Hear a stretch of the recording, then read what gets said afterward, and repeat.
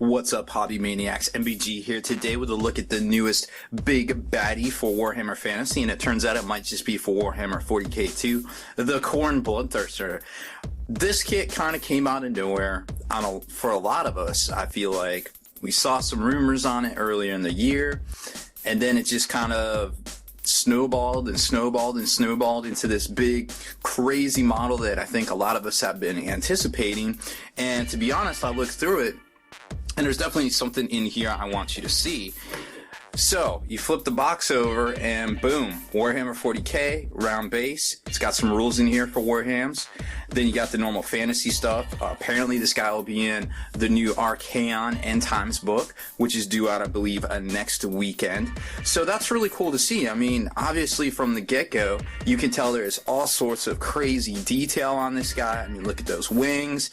If you flip it over and look at the top of the wings, you've got chaos symbols and corn symbols built right into it. It's pretty much a modeler's, dream kit to work on, and I really hope that we see some of the chaos demons made into this, the other three demons that aren't represented here, hopefully in the near future. So like I said, it's a lot to this kit. Basically, we've got the instruction manual here, which I'll show you.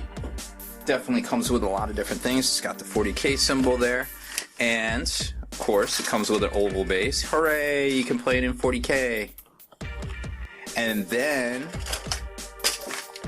take a look at this instruction manual here, and you'll see all sorts of goodies. I mean, it's got like corn hoof prints on the back of this thing, like on his feet. I mean, basically it's just crazy. It's the amount of detail in here is just straight bananas. I mean, so much cool stuff. There's little chains hanging off the wings. Then you've got all sorts of different head options, blood flails and all sorts of crazy stuff everywhere. And I mean, it's just an amazing kit. It's very evident that they're designing these things on a computer, which obviously lets them do stuff that we've never even seen before. I mean, look how this thing is all sliced up and goes together. I mean, you've got these crazy bucklers, you got crazy shoulder pads, all sorts of stuff goes on these models. And what I really like about it is that the wings are so detailed that the little horns go in the end, and then you can strap on all these little accessories to like chains and things onto the wings at the end, and depending on what kind of pose you go for. Now there's a couple different ways to attach them to the base. You can do this one here, like the flaming skulls, and then there's one that's just basic too, that just kind of attaches right here. So lots of different options. Let's take a look at the parts, because I know a lot of people are very interested in all of the stuff that comes in this kit in particular. So it's just a 2-sprue kit.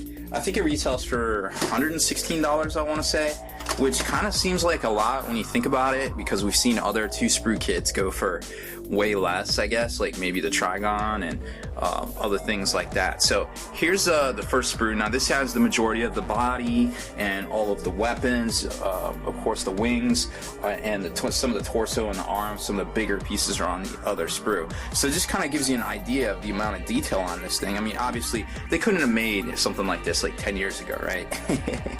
There's just no way they couldn't have done it. So you've got the half of the axe right here, a couple different blade options, the legs, the horns, more leg parts, left and right pieces, top of the chest, his hair in the back here, just to give you an idea just how big he really is. That's his hair. This is his fist. So way bigger than the normal pewter one that we've all come to know and love for the past, like, say 20 years or so. Then all sorts of little accessory. Oh, this is actually part of his mouth. Another part of his mouth here, part of the blood glaive, another part of that. So lots of cool stuff. A couple different head options, some shoulder pads. There's also the longer bucklers, which look to be on the other sprue. Yeah, they're there. So pretty cool stuff here. I mean, obviously tons of conversion opportunities and opportunities to kit bash and things like that. With other kits, like say you want to make a walking Lord of Skulls. I think it might be a little small for that. You might want to definitely do something like the Cerastus Night Titan, like Kenny over at Next Level Painting did, because that thing was pretty much amazing, and it is a little bit too big. But these wings, you could definitely put these wings on a Lord of Skulls. I mean, they're just big enough. So here's the front of the torso, and then you've got the double-handed axe right here. more accessories. You got the little bucklers on his hands right there. This is how everything attaches together to whichever base you choose. Some parts that go to the tails, some of the parts on the ends of the wings right here.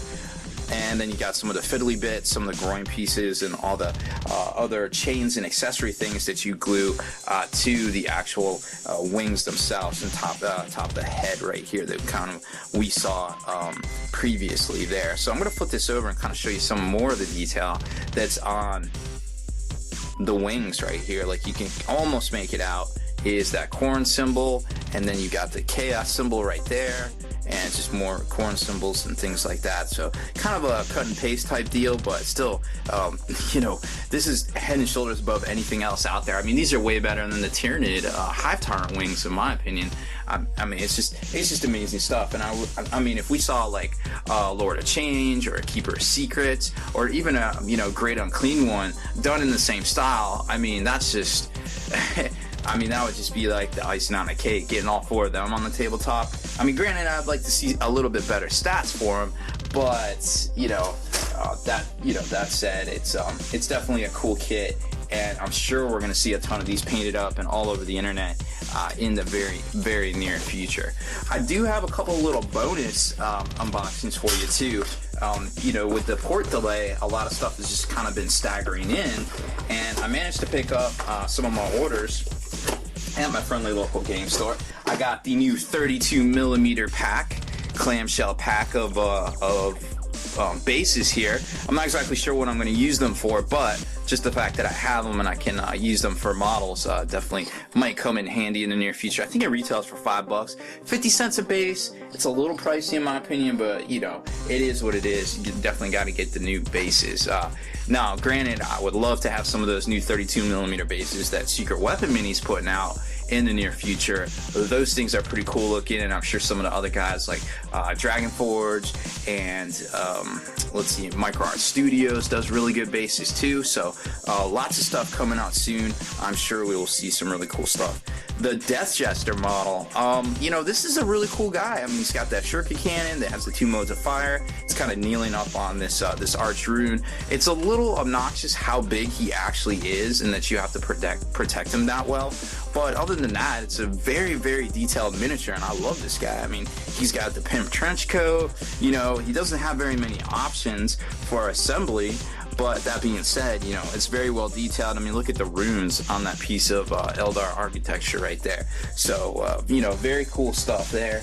And obviously, he's definitely an integral part of, any Harlequin list that basically relies on the negative leadership, the negative morale bomb. You definitely need a few of those. Now, remember, keep in mind, if you don't feel like spending the $26 on these guys, there is plenty of pewter alternatives out there on the market. I mean, these models have technically been in print for like 20 years or so. So, you can go up on eBay, you can pick some up here and there, but definitely keep in mind that they are supposed to be about that big. So I would, before game, definitely try to, talk with your opponent about alleviating any feels badsies, because you don't want people being like, well, it's supposed to be that tall and I can't see it. Well, yeah, that is a true point. You kind of gotta meet your opponent halfway. You don't want to sit there for 3 hours and getting a bunch of arguments. You want to actually enjoy yourself. There was a really great argument over on Bowls. Well, I guess it was more of an article about, like one guy posted up how 40K isn't competitive, and then another guy came back and was like, no, it is competitive, you're just doing it wrong. But I think they both kind of missed the point, and they were both really good articles, and I felt like they were really well written, but I think they both missed the point that this is a social game. You're going to spend 3 hours. 3 hours is a football game, guys. Like, you watch that on the TV. Granted, it's only supposed to be an hour, right? Actual time, but playing time. But it ends up being 3 hours, televised. And those players on the field, that's a social contract. It's all about sportsmanship. They line up, they high five each other, all the stuff they do. Sure, there's some bad attitudes here and there, but overall, it's all about sportsmanship. And the same can be said for our game too. You sit there with somebody for 3 hours, you don't want to make an enemy, you want to make a friend. So guys, definitely do what you can. Make sure that if you're playing somebody that's maybe not as competitive as you kind of, ratchet it down a little bit, try to meet them halfway at their, at their level, or even before the game starts, be like, hey man, what kind of list are you bringing? Oh, okay, cool. Well, maybe I won't play you with this like top tier, super competitive list. Let me try something a little bit more fluffy.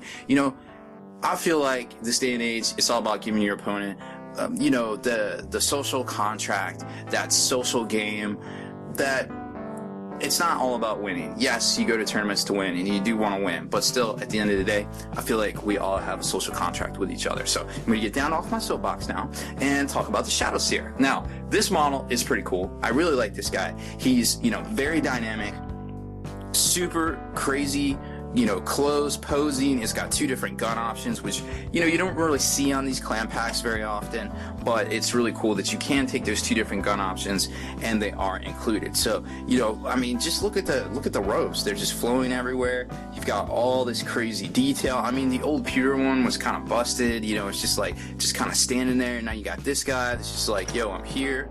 Let's do this.